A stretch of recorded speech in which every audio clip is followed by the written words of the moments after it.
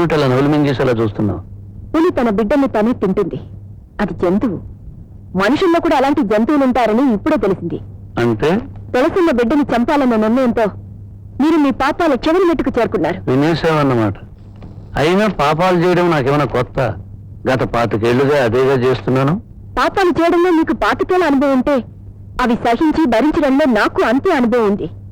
ఇప్పుడు నా సహనం చచ్చిపోయింది. సత్యానికి ఏమాత్రం హాని జరిగినా నేను ఊరుకోను. ఏం చేస్తావు డార్లింగ్? అవరకాడిగా మారతావా? గాయత్రి, మనం మామూలుగా కూరగాయలు కొనేటప్పుడు కొసగా కరివేపాకు కొత్తిమీర లాంటి ఇస్తుంటారు.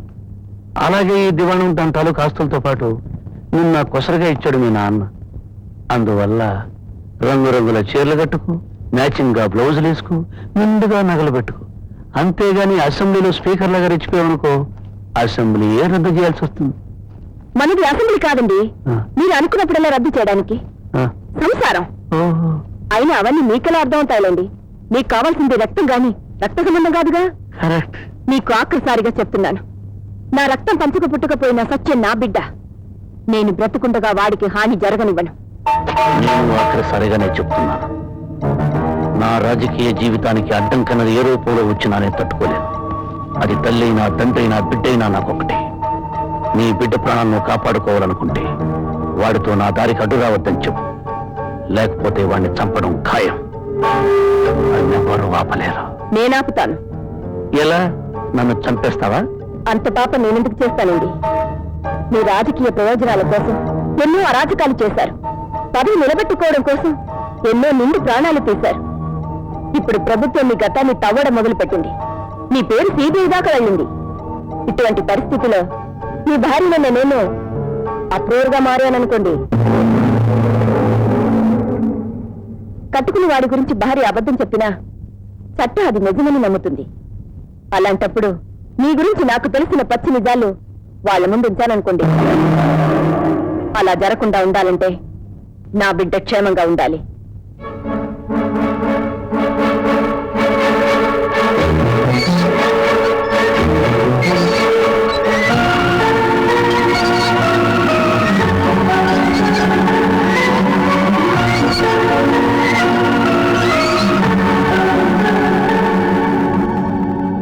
గుండు అయ్యా, రేపు నేను సీఎంను కలవడానికి హైదరాబాద్ వెళ్తున్నాను. మనకి హోమ్ మినిస్టరీ ఖాయం ఎలా ఉంది? దానికి కొందరు అడ్డుపడేలా ఉన్నారు. వాళ్ళ లిస్ట్ చెప్తాను. నేను తిరిగి వచ్చేసరికి వాళ్ళు లేపేయాలి. చెప్పండి అయ్యా. నేను నరకడానికి వచ్చాడు ఆ నల్లోడు. జామీన్ మీద రేపు విడుదలవుతున్నాడంట. వాళ్ళు లేపేయి. వాడికి జామీన్ ఇచ్చాడు సిఈ గారు. అదేరా సత్యం. వాడిని కూడా లేపేయి. తర్వాత అదేరా గాయత్రి, దాన్ని కూడా లేపేయి. గాయత్రి గారినండి? అవును అయ్యా. అమ్మని చంపడం పాపం కదండి. నేను చంపమన్నది మీ అమ్మను కాదురా, నా పెళ్ళాన్ని. దేనికో పుట్టినదాన్ని కాపాడుకోవడం కోసం నా బ్రతుకు కేసులు పెట్టడానికి సిద్ధపడింది. నల్లిని చూసి భయపడే దానికి అంత పొగరుంటే మనిషిని నల్లిలో నడిపేసి నాకింకెంత ఉండాలి. లేపే.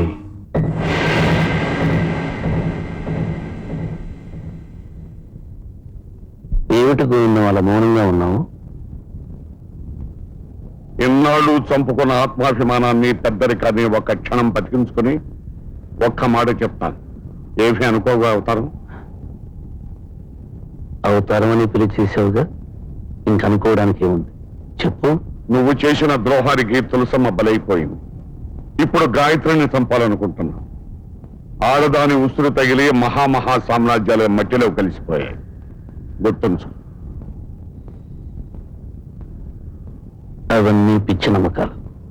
తులసి చావు నాకు కలిసి వచ్చింది, పెరిగిపోయాను. ఇంకా పెరుగుతున్న నాకు గాయత్రి అడ్డొస్తోంది. అందుకే లేపేయమన్నాను. సంభవామి యుగి యుగి అంటే ఏమో నాకేం తెలుసు. గుళ్ళో పంతులంటుంటే విన్నాను. ఇప్పుడు అనాలనిపించింది అన్నాను.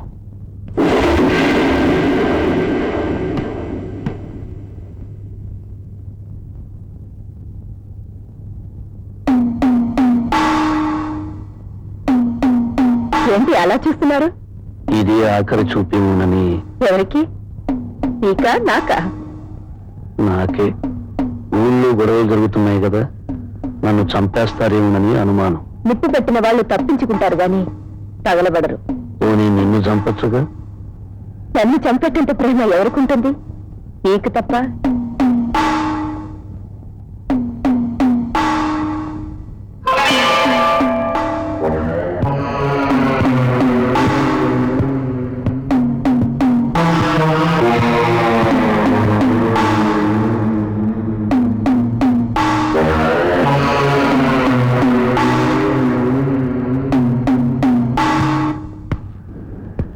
అయ్యా, తమరు మనసు మార్చుకున్నారా? అమ్మని చంపకుండా వదిలేయమంటారా? తప్పురా, పెద్ద మనుషులు మాట తప్పకూడదురా. చంపే దాని శవంతో నా ఇమేజ్ పెరగాలి. మత కలహాల్లో భార్యను పోగొట్టుకున్న త్యాగశీలి అని జనం నన్ను పొగడాలి. శవాలతో ఇమేజ్ పెంచుకోవడమే కదరా నేటి రాజకీయం. అన్నట్టు ఇంకో విషయం, అందరినీ చంపినట్టు చిత్రవద చేసి చంపక. ఒకే వేట పోవాలి. ఎంతైనా భార్య కదా.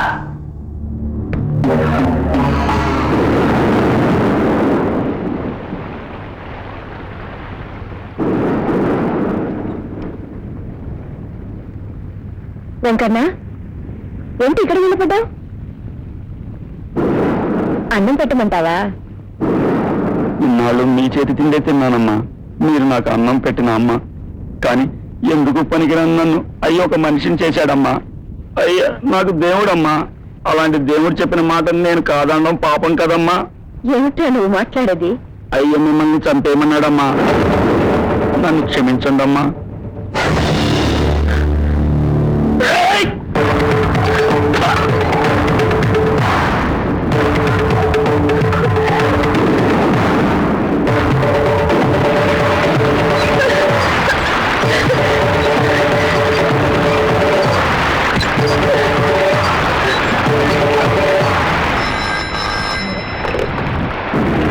సత్యం స్పీకింగ్.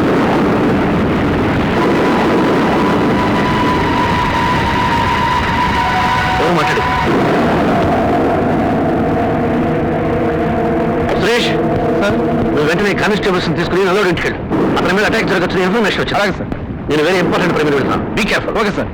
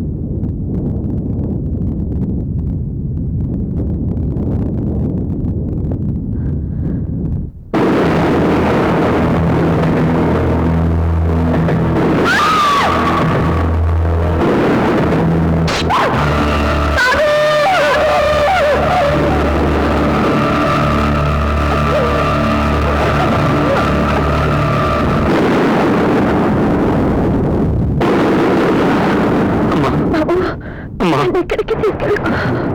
నిజంగా నువ్వు నన్ను తల్లిగా భావిస్తే నా కోరిక ఒకటి తీరుస్తావా? ఎవరు చెప్పారు? నా భర్త చేత నాకు తల కురివి పెట్టించాలి. ఈ కత్తులు ఆయన బూడిద చేయాలి. అలాంటి నీచుడు చెట్టు అలానకు బాబు, ఆయన పెట్టడానికి ఇష్టపడకపోవచ్చు, కానీ నువ్వు మాత్రం కురివి పెట్టించు. చేస్తావు కదా? చేస్తానమ్మా. అమ్మా!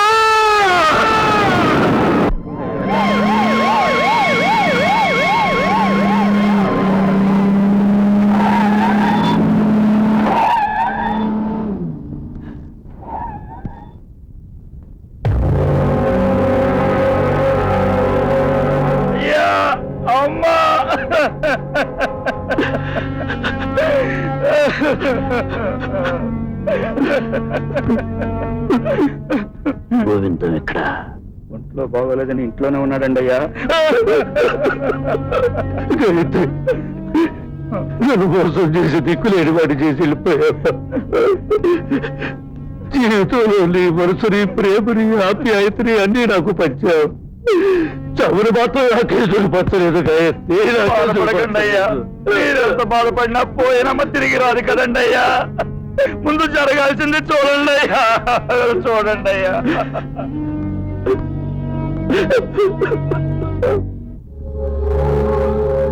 మీరెందులో గెలిచినా సావులో మాత్రం నన్ను గెలవలేరు. మీ కళ ముందే నేను ముత్తైదుగా చేస్తాను. నాకు తాళి కట్టిన మీరే మీ చేతులతోనే తలకురుగు పెడతారు. పిచ్చిదానా, ఈ ధర్మరాజును చాలా తక్కువగా అంచనా వేశావి. నేను నీకు తల కురివి పెట్టడం లేదు. నువ్వు చావులో గెలిచినా ఇందులో ఓడిపోయా.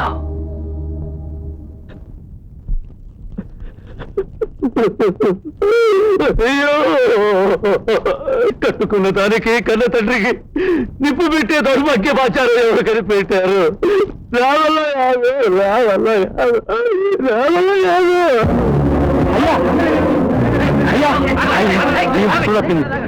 అయ్యగారు కూడా మాకు దక్కరు. రండిరా, పట్టండిరా, ఆకులు తీసుకెళ్తాం, త్వరగా పట్టండిరా. అయ్యకి ఏదైనా అయ్యిందంటే మనం అంత అనాథం అయిపోతావరా.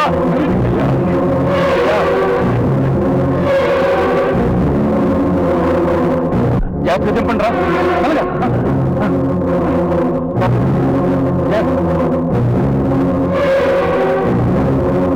ఆగండి. అతన్ని ఎక్కడికి తీసుకెళ్తున్నారు? హాస్పిటల్ సార్, ప్రహదత్ పడిపోయారు. భార్యనంతగా ప్రేమించిన వ్యక్తి కాబట్టి బాధ తట్టుకోలేక స్వ తప్పాడు. మనం వెంటనే ఇక్కడికి తీసుకెళ్ళిపోండి. తీసుకెళ్ళిపోండి రా. ఇప్పుడు కొరివి పెట్టనివ్వకుండా మీరు అతను తీసుకెళ్లిపోయారనుకోండి, ఆయనకు తెలివి వచ్చాక భార్య చేతికి నిప్పు పెట్టలేకపోయానే అని జీవితాంతం కుమిలిపోతారు. మిమ్మల్ని క్షమించరు. గృహలో లేకుండా కొరివేలా పెడతారండి. చేత్తో, ఆయన చేత్తో నేను పెట్టిస్తాను. తప్పుకో. రే ముసలోడా, బాగానే నటిస్తున్నావు. నువ్విన్ని వేషాలేసినా నా నుంచి తప్పించుకోలేవు. నీ చెడు మిత్రుడు నాలో ఉంది. నీ చేత్తో కొరివి పెట్టించి ఆ పుణ్యంతో నా నెత్తురు శుద్ధి చేసుకుంటాను. పద.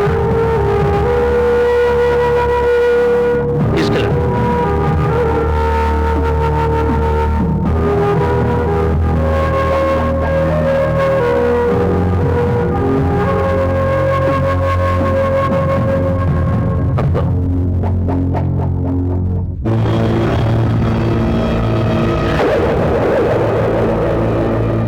బాధగా ఉందా? ఎందరి జీవితాలకు కురివి పెట్టావు కదా, అప్పుడు బాధ అనిపించలేదా? పెట్టు.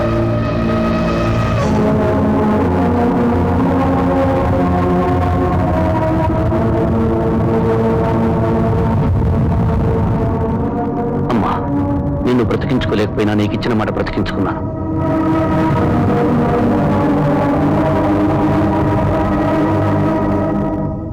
ఇప్పుడు తులసమ్మ బిడ్డగా నా బాధ్యత నెరవేరుస్తాను.